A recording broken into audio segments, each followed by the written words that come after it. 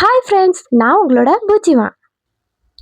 பூமியின் பரப்பிலிருந்து பல கோடி மைல்களுக்கு அப்பால் அந்த சிறிய விண்கலம் மௌனமாக பயணம் செய்து கொண்டிருந்தது. அதன் உள்ளே இருந்த இளம் விண்வெளி பயணி விண்மீன்களின் ஒளியில் தனது எதிர்காலத்தை கண்டு கொண்டிருந்தார். இதுவரை யாரும் சென்றிராத ஒரு புதிய கிரகத்தை கண்டுபிடிப்பதே அவனது வாழ்க்கையின் மிகப்பெரிய லட்சியமாக இருந்தது. விண்கலத்தின் ஜன்னல் வழியாக பார்க்கும்போது பிரபஞ்சம் ஒரு மாபெரும் கருப்பு பட்டு துணியைப் போல விரிந்து கிடந்தது. அங்கொன்றும் இங்கொன்றுமாக மின்னும் நட்சத்திரங்கள் அவனுக்கு புதிய புதிய ரகசியங்களை கொண்டிருப்பது போல் தோன்றியது. பூமியில் இருந்த தனது குடும்பத்தையும் நண்பர்களையும் நினைத்து பார்த்தாலும் அவனது கவனம் இலக்கிலேயே இருந்தது. அச்சம் என்பது அவனது அகராதியில் இல்லாத ஒரு சொல். அது ஒரு வீரனின் பயணமாக அமைந்தது. பிரபஞ்சத்தின் ஆழத்தில் ஒளிந்திருக்கும் உண்மைகளை தேடி அவன் தனது பயணத்தை தொடர்ந்து முன்னெடுத்தான். விண்கலத்தின் இயந்திரங்கள் சீரான ஒளியுடன் இயங்கிக் கொண்டிருந்தன. அது ஒரு இதய துடிப்பை போலவே அவனுக்கு கேட்டது. தனிமை என்பது ஒரு சாபம் அல்ல, அது தன்னைத்தானே அறிந்து கொள்வதற்கான ஒரு உன்னதமான வரம் என்று உணர்ந்தான். சுற்றிலும் இருந்த அமைதி அவனது சிந்தனைகளை இன்னும் கூர்மையாக்கி புதிய ஐடியாக்களை அவனது மனதில் உருவாக்கியது. விண்வெளியில் ஈர்ப்பு விசை இல்லாததால் அவன் காற்றில் மிதந்தபடியே தனது தினசரி வேலைகளை செய்து கொண்டிருந்தான். ஒவ்வொரு நொடியும் ஒரு புதிய அனுபவமாக அவனுக்கு தெரிந்தது. இது பூமியில் ஒருபோதும் கிடைக்காத ஒரு உணர்வு. தனது லட்சியத்தை அடைவதற்கு தேவையான மன உறுதியை அவன் அந்த தனிமையிலிருந்தே மிக சரியாக பெற்றுக்கொண்டான். தூரத்தில் தெரிந்த ஒரு நீல நிறக்கோள் அவனது ஆர்வத்தை தூண்டி பயணத்தின் வேகத்தை இன்னும் அதிகரித்தது. தடைகள் இல்லாத அந்த பெருவெளியில் அவன் ஒரு சுதந்திரமான பறவையைப் போல தனது சிறகுகளை விரித்து பறந்தான். திடீரென்று விண்கலத்தின் திரையில் ஒரு விசித்திரமான ஒளி சிக்னல் வந்து அவனது கவனத்தை ஈர்த்தது. ஒரு விண்கல் கூட்டத்தின் ஊடே கடந்து செல்லும் போது ஏற்பட்ட ஒரு சிறிய அதிர்வாக இருக்கலாம் என்று முதலில் நினைத்தான். ஆனால் அந்த சமிக்ஞை ஒரு ஒழுங்கான அமைப்பில் வந்து ஏதோ ஒரு ரகசியத்தை சொல்லுவது போல அவனுக்கு தோன்றியது.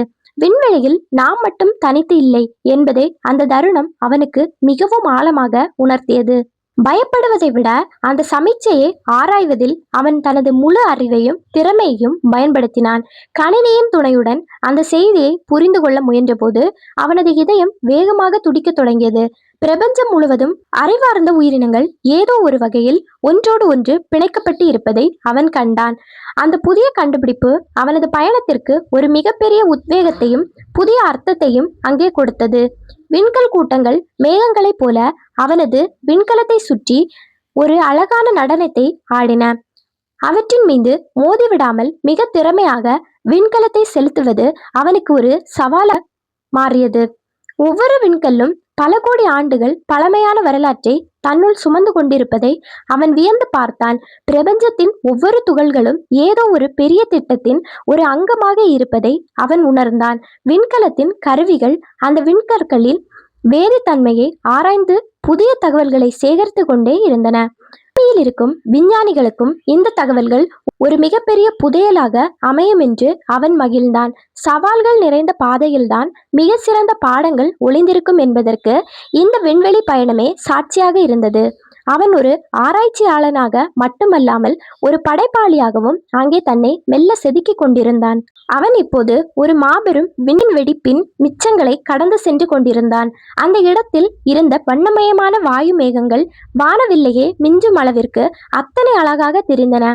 ஒரு நட்சத்திரத்தின் முடிவு என்பது மற்றொரு புதிய நட்சத்திரத்தின் தொடக்கமாக இருப்பதை அவன் அங்கே கண்டான். அழிவு என்பது எதற்கும் கிடையாது, அது ஒரு புதிய மாற்றத்திற்கான தொடக்கம் மட்டுமே என்ற தத்துவம் புரிந்தது. அந்த மேகங்களுக்கு இடையே விண்கலம் செல்லும் போது ஒரு தெய்வீகமான ஒளி அவனது அறையை நிறைத்தது. இயற்கையின் படைப்பு என்பது பூமியை தாண்டி விண்வெளி வரை நீண்டு கிடப்பதை அவன் வியப்புடன் பார்த்தான். அந்த பிரம்மாண்டத்திற்கு முன்னால் மனிதன் எவ்வளவு சிறியவன் என்பதை அவன் ஒரு நிமிடம் மௌனமாக உணர்ந்தான். அதே சமயம் மனிதனின் அறிவால் இவ்வளவு தூரம் வர முடிந்தது அவனுக்கு ஒரு பெரும் பெருமிதத்தை தந்தது. உணவு மற்றும் ஆக்சிஜன் அளவை அவன் அவ்வப்போது சரிபார்த்து கொண்டு தனது ஆரோக்கியத்தையும் கவனித்தான். விண்வெளியில் நீண்ட காலம் இருப்பதால் உடலின் தசைநார்கள் பலவீனமடையாமல் இருக்க அவன் சில பயிற்சிகளை செய்தான். தனது லட்சியத்தை அடைவதற்கு ஆரோக்கியமான உடல் எவ்வளவு முக்கியம் என்பதை அவன் சரியாக அறிந்திருந்தான். தினமும் டைரியில் தனது அனுபவங்களை எழுதி வைத்து எதிர்கால தலைமுறைக்கு ஒரு வழிகாட்டியாக மாற திட்டமிட்டான். அவனது ஒவ்வொரு எழுத்தும் ஒரு புதிய நம்பிக்கையின் விதையாக அந்த டைரியின் பக்கங்களில் விழுந்து கொண்டே இருந்தன. தூக்கம் வரும் நேரங்களில் பூமியின் பசுமையான காடுகளையும் கடலில் அலைகளையும் அவன் கனவில் கண்டு மகிழ்ந்தான். அந்த நினைவுகள் அவனுக்கு ஒரு மருந்தாக செயல்பட்டு தனிமையின் வலியை முழுமையாக அங்கே குறைத்தன. ஒரு லட்சியவாதிக்கு தனது கனவுகளே மிகப்பெரிய துணையாக இருக்கும் என்பதை அவன் தனது பயணத்தில் கண்டான். விண்கலத்தின் ரேடியோவில் பூமியிலிருந்து வந்த மங்கலான ஒலிகளை கேட்க அவன் மிகவும் முயற்சி செய்தான்.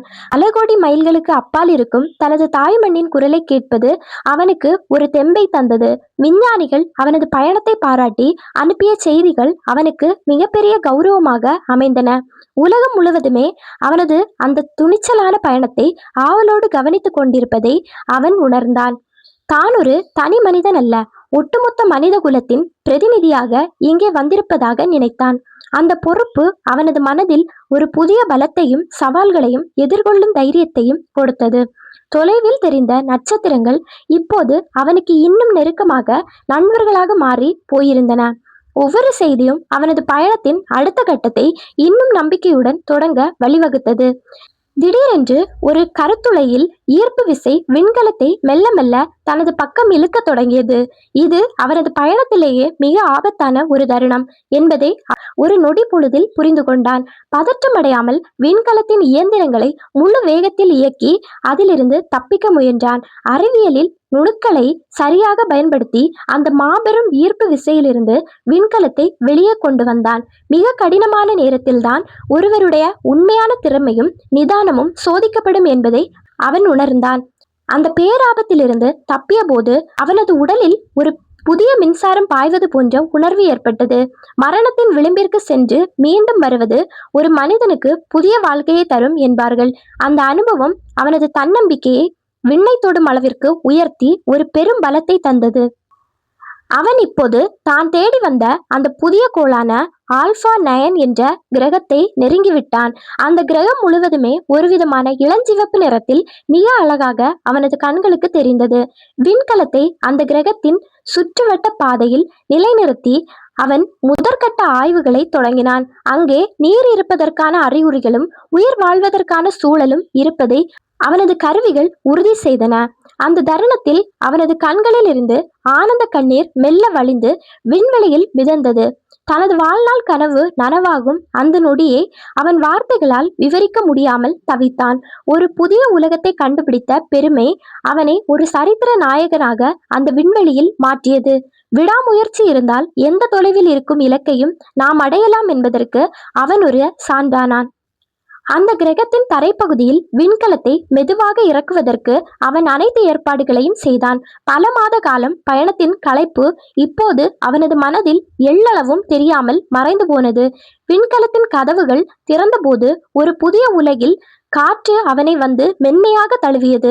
அந்த தரைப்பகுதியில் தனது முதல் அடியை எடுத்து வைத்தபோது ஒரு புதிய வரலாறு அங்கே எழுதப்பட்டது.